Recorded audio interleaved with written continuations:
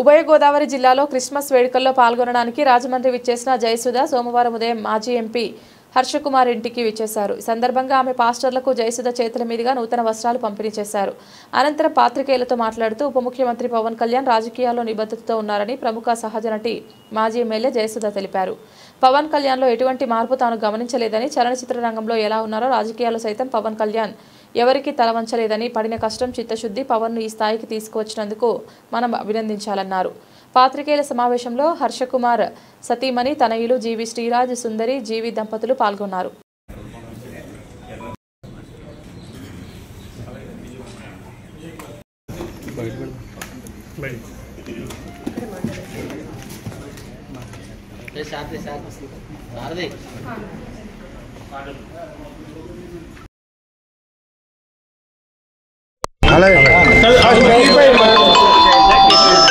మీనానగర Chagal TS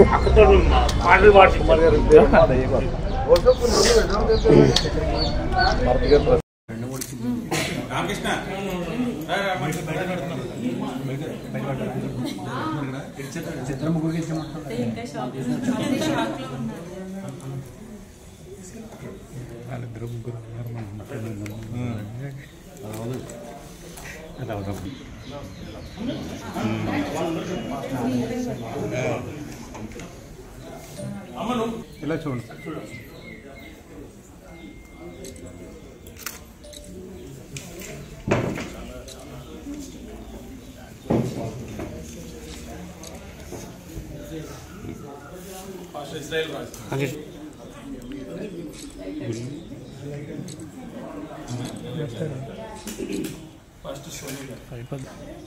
నాతో చెప్పలేదు. ఎప్పుడు వెళ్దాం? ఇవాళ వెళ్దాం అనుకున్నారా?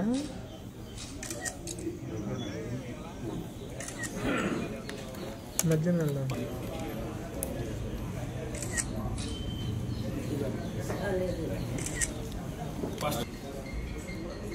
ఫస్ట్కి బిగ్ సాంగ్ కాన్సెప్ట్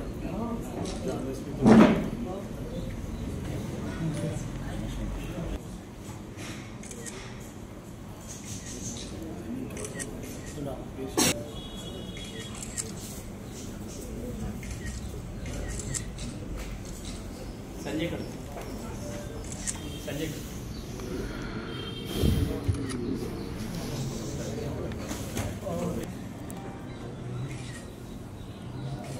అన్ని ఛానల్స్ వ్యూవర్స్కి నమస్కారం. నేను ఇవాళ రాజమండ్రిలో హర్షకుమార్ గారి ఇంటికి అవర్ ఫార్మర్ ఎంపీ హర్షకుమార్ గారి ఇంటికి రావడం జరిగింది. హర్షకుమార్ గారు నాకు చాలా ఏళ్ల నుంచి పరిచయం. నేను ఎమ్మెల్యేగా సికింద్రాబాద్ ఎమ్మెల్యేగా ఉన్నప్పటి నుంచి అంతకు ముందు కూడా మా కజిన్స్ మా వాళ్ళ ద్వారా ఆయన నాకు పరిచయం. సో కొత్తగా పొలిటికల్గా పరిచయం కన్నా ఒక ఫ్యామిలీ పరంగా ఆయన నాకు ఎక్కువ పరిచయం. యాక్చువల్గా ఆయన ఇక్కడ ఈరోజు ఉండాల్సింది, నేను రాజమండ్రి క్రిస్మస్ సెలబ్రేషన్స్ కోసం అని వచ్చాను. ఒకటి రామచంద్రాపురం, తర్వాత నిన్న చాగల్ ఇలాంటి నిన్న జరిగింది. సో అలాగే ఆయన్ని కూడా వచ్చి క్రిస్మస్ సందర్భంగా ఆయన్ని విజిట్ చేద్దాం, కలుద్దాం, అందరినీ కలుద్దామని వచ్చాను. బట్ మీ అందరికీ తెలుసు ఫ్లైట్లన్నీ లేకపోవడంతో నేను కూడా బై రోడ్ వచ్చాను. ఈ క్రిస్మస్ సెలబ్రేషన్స్కి ఇంకా ఎప్పుడో ఒప్పుకున్నాను, ఇంకా రాకపోతే కష్టం అని బై రోడ్ నేను ట్రావెల్ చేసి వచ్చాను అన్నమాట. చెన్నై నుంచి వచ్చాను, అక్కడ షూటింగ్ జరుగుతుంటే అక్కడి నుంచి వచ్చాను. సో ఈరోజు ఆయన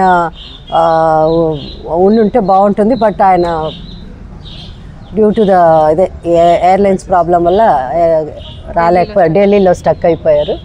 సో వాళ్ళ కుటుంబం అందరూ, వాళ్ళందరినీ, ఆయన సన్స్ని, కోడల్ని అందరినీ కలిశాను. అలాగే సరళ ఉన్నారా?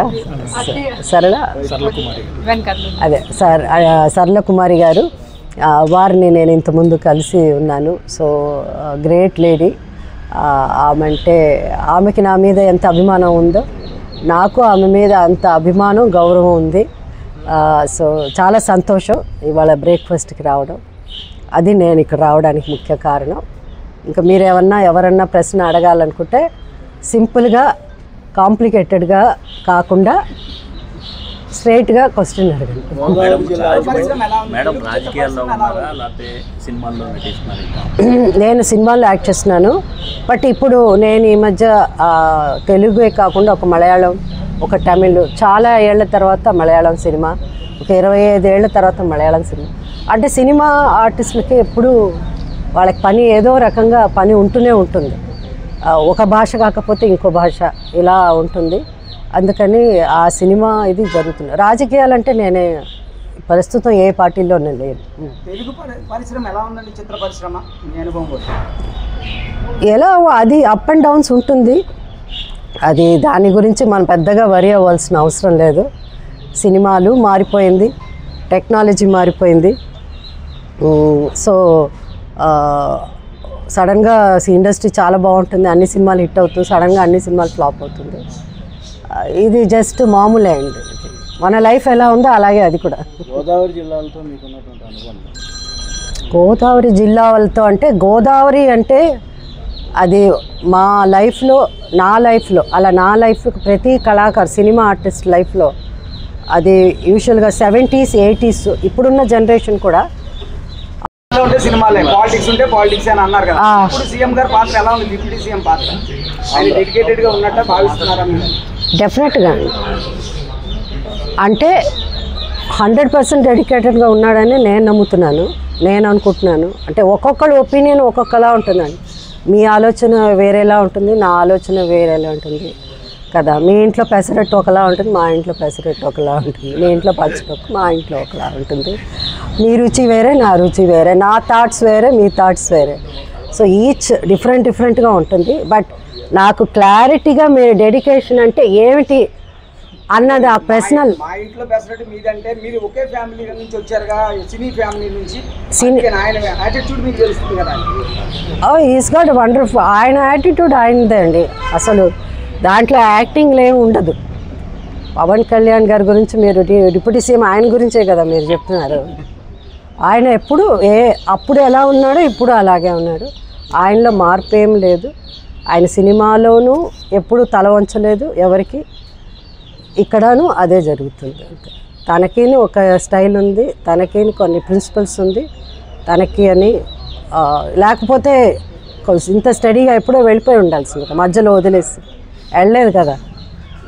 సో ఎంతోవరకు ఆ కష్టం, ఆయన పడిన కష్టం, ఆయన ఆ సిన్సియారిటీ ఆయన్ని ఇంతవరకు తీసుకొచ్చింది.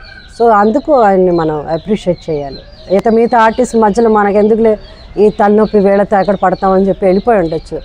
ఆయన సినిమాలో యాక్ట్ చేస్తానంటే ఆయనకి ఎంతైనా ఏదైనా ఇవ్వడానికి రెడీగా ఉన్నారు సినిమా ప్రొడ్యూసర్స్. సో అవన్నీ కూడా వదులుకొని ఆయన అంటే నిజంగా అంటే నాకైతే నా ఒపీనియన్, అది పర్సనల్ ఒపీనియన్. కొత్త వాళ్ళలో కూడా గొప్ప గొప్ప నటులు ఉన్నారని ఇప్పుడు మనకి ఓటీటీ వల్ల వీటి వల్ల ఎన్నో డిఫరెంట్ ఇది ఉంది. దానివల్ల చాలామందికి అవకాశం ఉంది. ఓవరాల్గా ఎన్ని సినిమాల్లో నటించారు మీరు? నేను ఎప్పుడో దాటిపోయింది. 350 సినిమాలు ఎప్పుడో దాటిపోయింది. సో అది ఇంకా ఏమని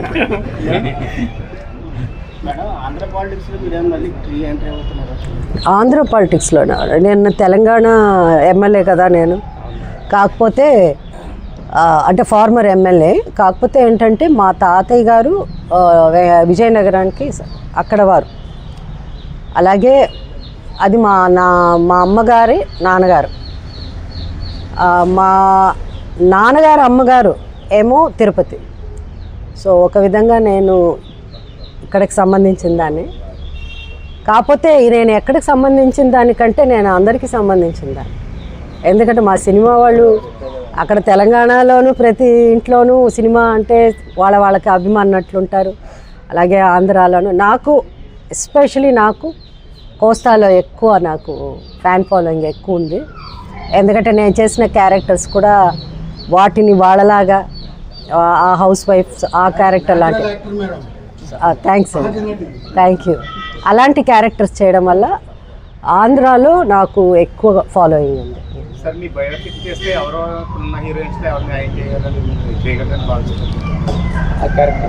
అది ఇప్పుడున్న జనరేషన్, ఇప్పుడున్న డైరెక్టర్స్, ఇప్పుడున్న వాళ్ళు డిసైడ్ చేస్తారండి ఎవరు నా బయోపిక్ చేస్తే ఎవరు సూట్ అవుతారు అన్నది. ముందు ఆ ఫేసు, హైటు అవన్నీ చూసుకుంటారు. ఇంకా ఇప్పుడు అంతా వచ్చింది, కొంతవరకు చేయగలరు, పర్ఫామ్ చేయగలిగిన artist main మహానటిలో Keerthy Suresh. So ఇప్పుడు ఎవరో ఒకళ్ళు ఉంటారు ఒకవేళ తీస్తే. అది ఇంకా తెలంగాణలో కాంగ్రెస్ పార్టీ అధికారంలో ఉంది, మీరు మళ్ళీ యాక్టివ్ రోల్లోకి వచ్చే అవకాశం ఉందా? నేను ఏ పార్టీలో లేను కదా. అదే అన్నప్పుడు మళ్ళీ వచ్చే అవకాశం ఉందా? మళ్ళీ పార్టీలోకి వచ్చే అంటే చాలా మందికి తెలియదు. వీళ్ళు అనుకుంటారు యూట్యూబ్లో కానీ మీరు నేను వెళ్ళేదో అడిగేస్తాను. నేను ఎవరిని ఏం అడగను, సినిమాల గురించి అడగను, పాలిటిక్స్ గురించి అడగను. నా ఇంటికి ఎవరినో వెతుక్కొచ్చి నన్ను అడిగితే అప్పుడు అది.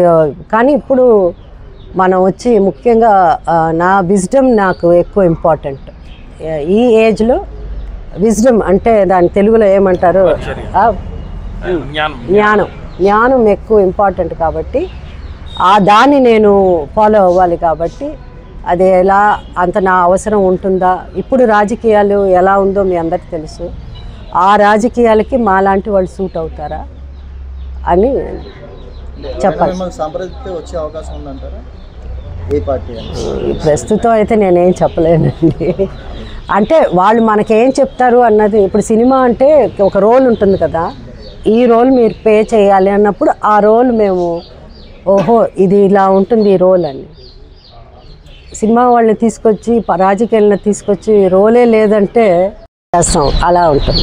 చలనచిత్ర సీమలోకి అడుగు పెట్టడానికి మీకు ప్రేరణ ఏమన్నా? అబ్బో ఇది చిన్నప్పుడు విషయం. ఇది గూగుల్ అంటే ఇప్పుడు గూగుల్ ఉంది కదా, గూగుల్ కొట్టారంటే అన్నీ వికీపీడియాలో ఉండేది, గూగుల్లో ఉండేది కూడా పర్ఫెక్ట్ అని నేను చెప్పను. చాలా తప్పులు ఉంటాయి, ఇన్ఫర్మేషన్లో చాలా తప్పులు ఉంటాయి. కాబట్టి అలాంటిది నేను 12వ ఏట కదా ఇండస్ట్రీకి వచ్చింది.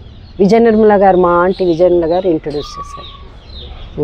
అది తెలుసు. ఇందాక మీరు మాట్లాడుతూ డెడికేటెడ్గా ఉండాలి సినిమాల్లో కానీ లేకపోతే రాజకీయాలు. ఇప్పుడు డిప్యూటీ సీఎం గారు ఎలా డెడికేటెడ్గా ఉంటున్నారా? అంటే రాజకీయాలు నుంచి వచ్చారు కదా, అంటే మీరు అన్నారు కదా ఆయన ఎలా చేస్తున్నారు అయినా సరే ఆయన అంటే డెడికేషన్ అంటే మీ ఉద్దేశం